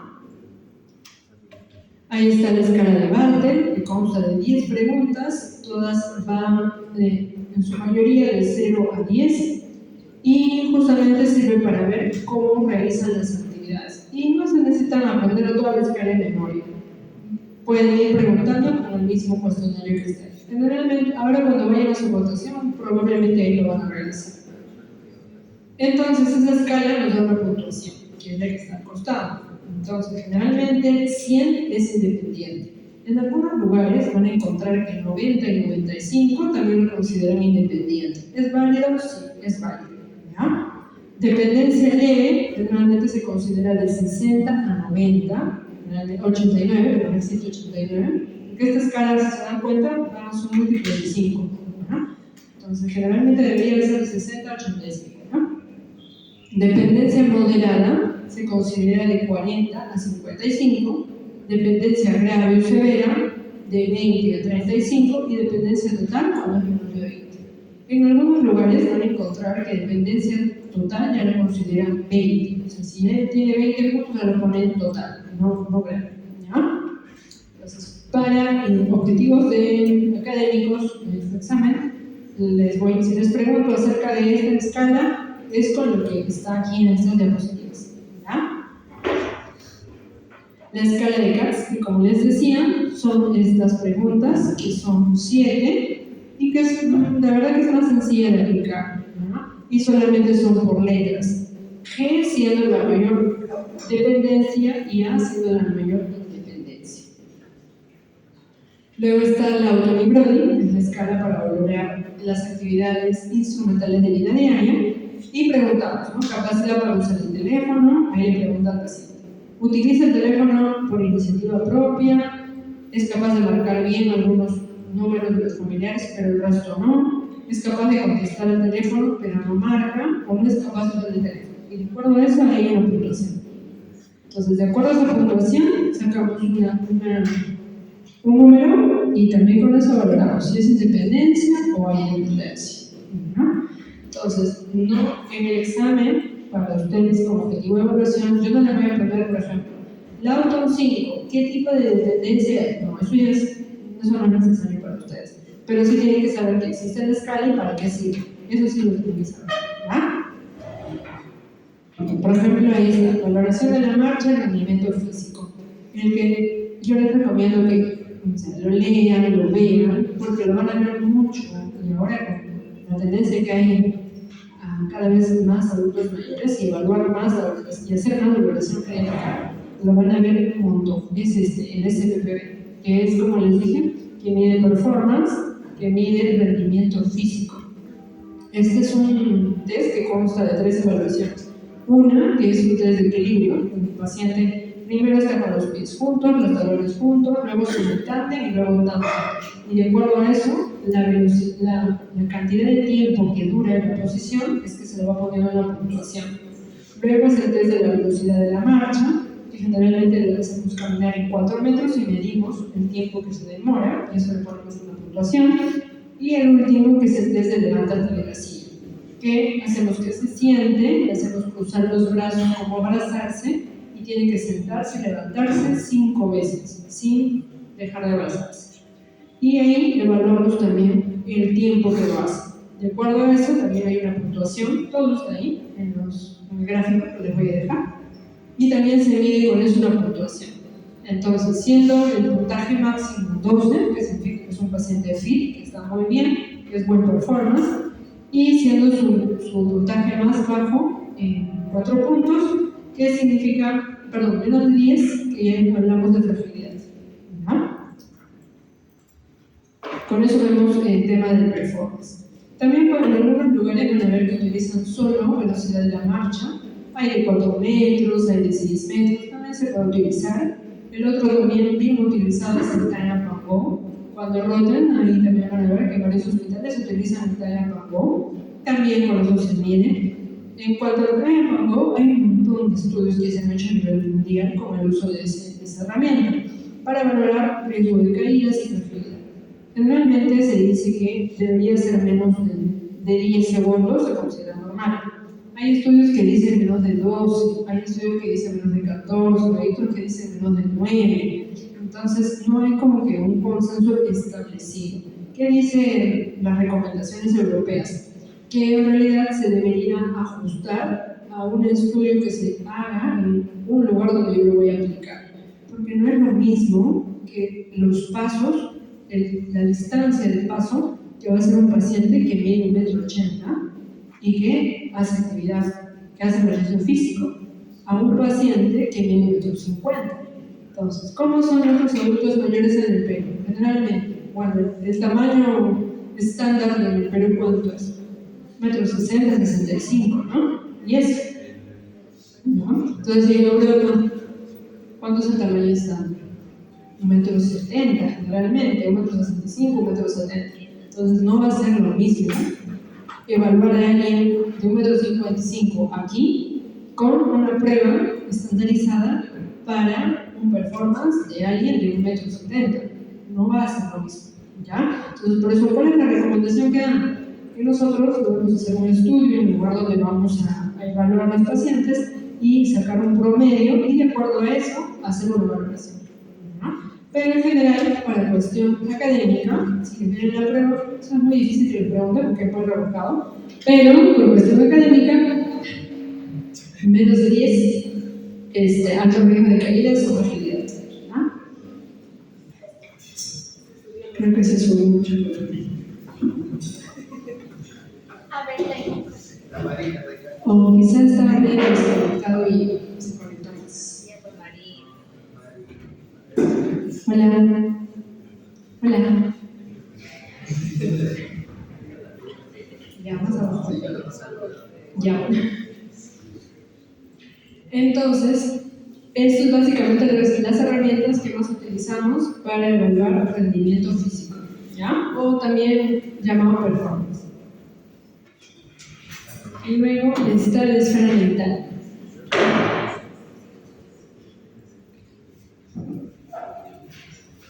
Ya. En la esfera mental, lo que vamos a hacer es evaluar dos cosas sobre todo: el estado cognitivo y el estado afectivo. Como les he mencionado al inicio, siempre, antes de evaluar esto, verificar que no haya delirio.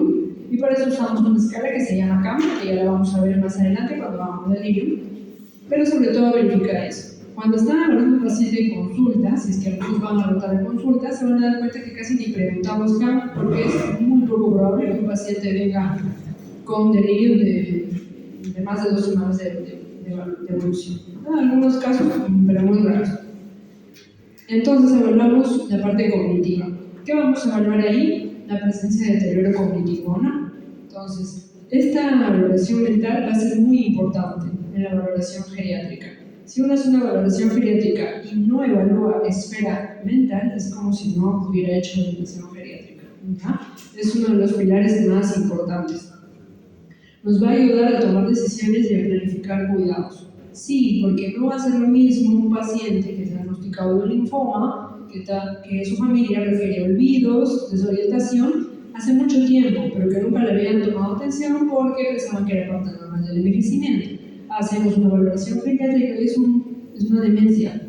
La demencia nosotros le ponemos números, una numeración para ver la severidad del deterioro cognitivo y le llamamos a esa valoración GDS FAST.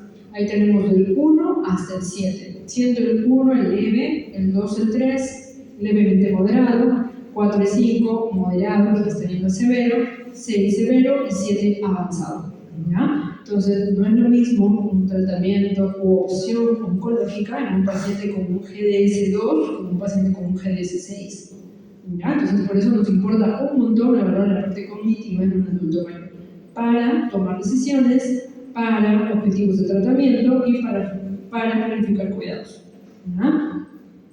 Hay deterioro cognitivo poco o mucho, deterioro cognitivo leve, hay bastante deterioro cognitivo leve. Hay estudios, sobre todo europeos y americanos, que de prevalencia de deterioro cognitivo leve, con muy pocos síntomas, generalmente solamente olvidos, hasta el 30% de prevalencia. Entonces es alto, ¿ya? Y es algo que pasa muy desapercibido. ¿Por qué? Porque pensamos que olvidarse es parte normal del envejecimiento y no lo es.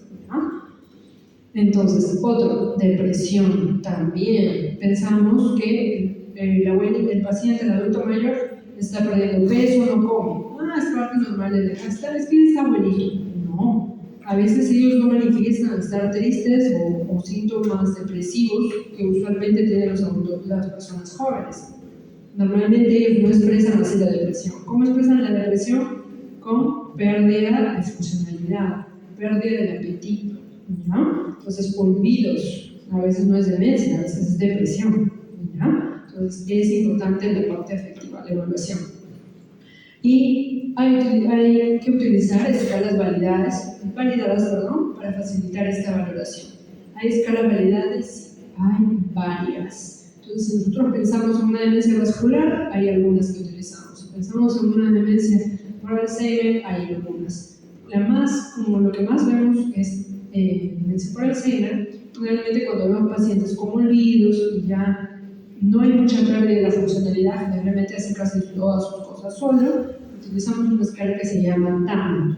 Esta escala TAM nos permite saber diferenciar tal cual si es deterioro cognitivo leve o es demencia leve. Entonces, esa escala está validada por él. Entonces, esta valoración cognitiva, como les estaba comentando, ahí está la escala del cuestionario de Pfeiffer, que tiene 10 preguntas. Me preguntan qué día es, qué día es hoy, qué día de la semana, dónde estamos ahora, cuál es su número de teléfono, cuál es su dirección, cuántos años tiene, quién es el presidente actual, quién es el presidente anterior, los apellidos de su mamá. Otros preguntan qué estado, en qué estación del año estamos, y hacemos una resta de 3 en 3 hasta llegar a 20. ¿No? Entonces, generalmente, no importa el orden, puede ser en cualquier orden, no dar pistas al paciente, preguntar sin ayuda, puede responder con ayuda, y generalmente, cuando tenemos más de 2 puntos, o sea, 3 o más puntaje, sugiere deterioro cognitivo. Les estoy diciendo, no es diagnóstica, porque en algunos hospitales que rotan, les van a ver que sí, les dicen que sí, sale más de 3, 6, 7, no, ya es un deterioro severo. No, Pfeiffer no sirve para eso. Es una escala screening para definir a quienes le hacemos una evaluación más ampliada de deterioro cognitivo. ¿Ya? Minimental también es recontrautilizada. Miren, ahí al lado está Minimental, o también llamada Forstein, que está al otro extremo. Y si se dan cuenta, en la parte baja hay que copiar ese dibujo. Si el adulto mayor no ve muy bien, ¿cómo lo va a hacer? No lo va a poder hacer, ¿no? Entonces nosotros vamos a ponerle 0 ahí. Y no, pues, no necesariamente es porque hay un problema cognitivo, porque hay un problema visual. Entonces, ¿qué hacemos? Utilizamos otras escalas, ¿no? Por ejemplo, ISA, usamos bastante, ¿ya? Que medimos cantidad de tiempo en el que nos dice palabras. Por ejemplo, le podemos decir, dígame la mayor cantidad de palabras con la letra P en un minuto, y nosotros contamos cuántas palabras dice con la letra P, sin ayuda, sin darle pistas, sin nada. Cuenta, nos dicen palabras y contamos. De acuerdo a eso, le ponemos una puntuación. Y así es otra forma que tenemos para medir el deterioro cognitivo. ¿Ya? O sea, hay un montón de formas de evaluar. No es que no escucha, no veía, no lo evalúo yo. No, sí hay formas de evaluar. Ya, entonces, para ustedes, cuestión académica, Pfeiffer, escala screening de 10 preguntas, y para una evaluación más ampliada puede ser Minimental o puede ser MoCA. ¿Cuál es mejor, doctora? Cualquiera de los dos se puede realizar. Los dos tienen muy buena sensibilidad, tienen muy buena especificidad. ¿Cuál nos gusta más de los geriatras? MoCA. ¿Por qué? Porque el MoCA, por ejemplo, idealmente el MoCA es más complejo, más completo, y lo otro está adaptado, tiene estudios de adaptación a pacientes que tienen o son analfabetos o que tienen pocos años de estudio. Entonces, normalmente estas escalas se utilizan en pacientes que tienen más de 12 años de estudio, o sea, primaria, secundaria, y que hayan estudiado algo más, ¿ya? Entonces, y los que tienen menos eso, secundaria incompleta, que son muchos pacientes adultos mayores, o primaria incompleta, no, yo no les evalúo, ¿no? Sí. Entonces MOOCA ahí sirve más, porque MOOCA le agrega un punto a los que tienen menos de 12 años de instrucción. ¿Ya? Entonces depende mucho del contexto. Pero bueno, esos son detalles ya muy específicos para la especialidad. Pero para que ustedes sepan, sí se puede utilizar. ¿Ya? Y sí hay formas de medir. En la prueba le puedo preguntar, paciente que analfabeto, acude a consulta por una evaluación cognitiva. ¿Qué opina usted? ¿Se le realiza, no sé, MOOCA? No se le realiza porque es analfabeto. ¿Qué marcarían ustedes? MOOCA, ¿no? Porque sí, igual, el alfabeto no es un criterio para no hacer evaluación. ¿Ya? Eso es lo que tienen que saber, que sí se evalúa, si sean analfabetos. ¿Ya? Ya, test de reloj. El test de reloj se utiliza también un montón como screening. Incluso hay estudios que dicen que ayuda a definir deterioro cognitivo leve. Es una prueba súper fácil. Van a ver si en algún momento tienen la oportunidad de viajar o tener una pasantía, una rotación internacional. Brasil, Colombia, México. Utilizan mucho test de reloj, ¿ya? Para definir a qué pacientes se les puede hacer una evaluación cognitiva más ampliada. Ya, por ejemplo, en México no utilizan Pfeiffer casi para nada. Ya es una escala que ellos, para ellos están difíciles. Utilizan muchos test de reloj. ¿En qué consiste el test de reloj? Ven abajo los dibujitos. Los dibujitos son ejemplos de dibujos que han hecho los pacientes. Entonces, a un paciente le das una hoja en blanco y le dices, dibuje la esfera de un reloj. Nada más. No, ustedes no le hacen la forma con sus dedos, no le dan pistas, nada. Dibuje la esfera de un reloj. Entonces el paciente dibuja la esfera del reloj. Lo segundo que le dicen que es, escriba los números de su reloj. Él dibuja todos los números. Miren ahí cómo dibujan personas que tienen demencia, deterioro cognitivo. Ahora me va a poner la hora, va a dibujar las manecillas del reloj como si fueran, por ejemplo, las 11:10. Y ahí dibujo, ¿no? Entonces, este test es importante porque no solamente valora el hecho que obedezca las órdenes, valora la atención, la memoria, el lenguaje y las praxis cognitivas. Por eso es que es un test que engloba bastante. ¿Ya? Entonces, puede servir también como complemento de otros tests también. Si se dan cuenta, el MOOCA, dentro de una de sus evaluaciones, si ven a la parte alta, ahí está, hacer el test de reloj. ¿Ya? Es un punto, si lo hacen, bueno, 3 puntos si lo hacen, se hacen las 3 órdenes de forma adecuada. ¿Ya? Entonces, ¿importante el test de reloj? Sí, importante el test de reloj. El CAM, que es lo que les decía para evaluar delirio, lo deberíamos hacer primero, si es que sospechamos que hay delirio, y se caracteriza por 3 cosas sobre todo. 1, inicio agudo y fluctuante. ¿Qué es agudo? 2 semanas, 10 días, 7 días, algo en el corto plazo, un cambio en el corto plazo. Fluctuante, momentos de orientación, momentos de desorientación. ¿Ya? No es todo el día bien orientado, todo el día bien desorientado. En el día orientado, en la noche confuso y con cambios de conducta. Entonces, ahí pueden hacer esas preguntas, evidencia de cambio agudo del estado mental, o si esta conducta fluctúa durante el día, ¿no? Y la atención, si hay dificultad para mantener la atención. Por ejemplo, puede decir los días de la semana hacia atrás y no es capaz de desarrollar. Entonces, eso es una inatención. Eso sería otro punto. Y el otro dice pensamiento desorganizado, respuesta a la pregunta, ¿no? ¿Es el pensamiento incoherente? Es lo que ustedes se tienen que preguntar. Por ejemplo, dice conversación irrelevante, flujo de ideas ilógico, cambio de tema de forma impredecible.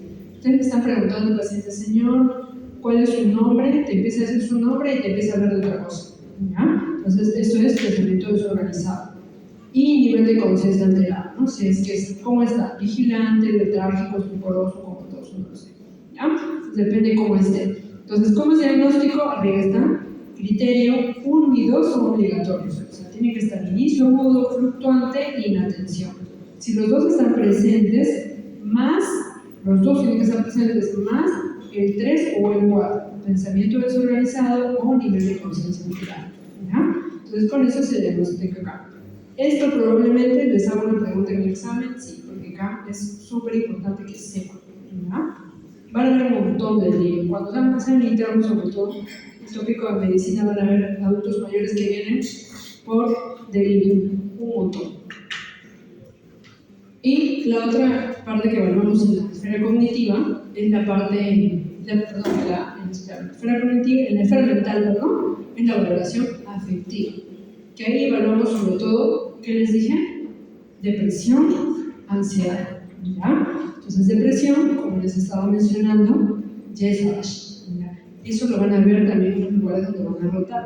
Les digo esto porque el año pasado, cuando revisaba los portafolios de rotación, cuando ya habían estado en los hospitales, aquí en la teoría les estoy explicando y enseñando un montón de cosas. Cuando presentaban su portafolio, yo entiendo que hay cosas que ustedes lo van a modificar, porque en los hospitales, en algunos lugares, ya están establecidas algunas escalas.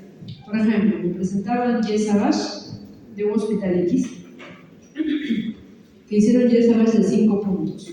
¿Ya? Entonces ahí agarran y en la parte de los diagnósticos me ponían depresión moderada. Entonces luego yo les preguntaba, porque entiendo que en el hospital les van a dar las escalas que ellos utilizan y algunos no están actualizados todavía, o sea, algunas escalas no las han actualizado. Entonces les preguntaba a sus compañeros, les decían, con un 10 a de 5 puntos se puede hacer diagnóstico de depresión, sí lo tenemos. Entonces por eso, estos conceptos tienen que quedar claros para que no se confundan. Como el de 15, sí. Los aceptados son de 15 o de 30, pero ningún hospital es de 30 los pediatras. La mayoría es de 15, pero en la mayoría van a ver examen de 5. No sé por qué les digo, porque yo he visto sus historias que han presentado, sus portafolios. Entonces, ya saben, yo les pregunto, pero que me digan, diagnóstico con 5, ¿no? ¿Ya? Y lo otro es Cornell. Un poco probable que ustedes lo vean. Tienen que saber que es una escala que existe, que se utiliza para pacientes con demencia o con los que no es posible una evaluación afectiva preguntándole directamente, pero sí existe. Entonces, un paciente con delirio, un paciente con demencia, un paciente que tiene una secuela de cerebro que no te va a poder contestar bien, lo evalúas, le evalúas depresión, no, ya no, porque no me va a responder. No, sí se evalúa. Cornell, ya, esa escala, Cornell, ¿ya? Ya, entonces vamos a tomar un break antes de pasar a la parte social y ver caso clínico. Entonces son 4 y 4, ya, 4 y media. 4 y media empezamos con la última parte.